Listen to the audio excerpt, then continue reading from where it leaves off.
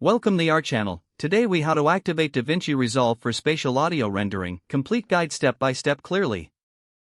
To activate DaVinci Resolve for spatial audio rendering, you first need to ensure you have the latest version of DaVinci Resolve installed on your computer.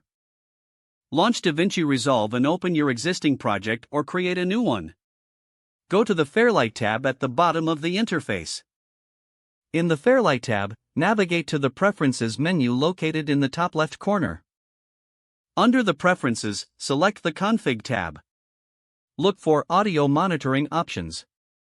Enable spatial audio settings within the Audio Monitoring section.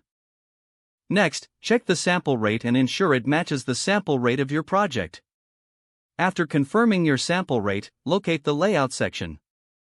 Choose a spatial audio format that suits your project needs, such as ambisonics or 3D audio.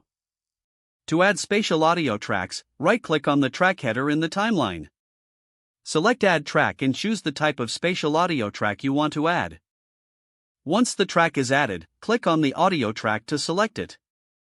Use the inspector panel on the right side to access spatial audio properties.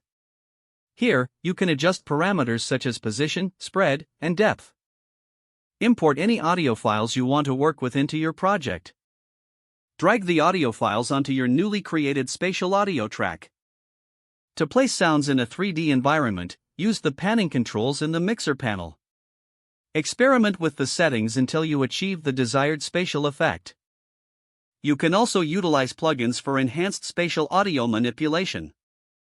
After finishing your audio arrangement, proceed to export your project. Navigate to the Deliver tab at the bottom of the interface. In the Deliver tab, set your export settings, ensuring the audio format supports spatial audio. Finally, click on the Add to Render Queue button. Then click Start Render to output your project with spatial audio rendering activated.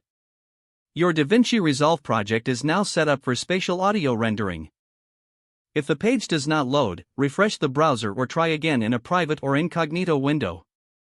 Make sure you are using the correct email address, then retype it carefully to avoid small typos. Don't forget to like this video and subscribe to our channel for more step-by-step tech guides.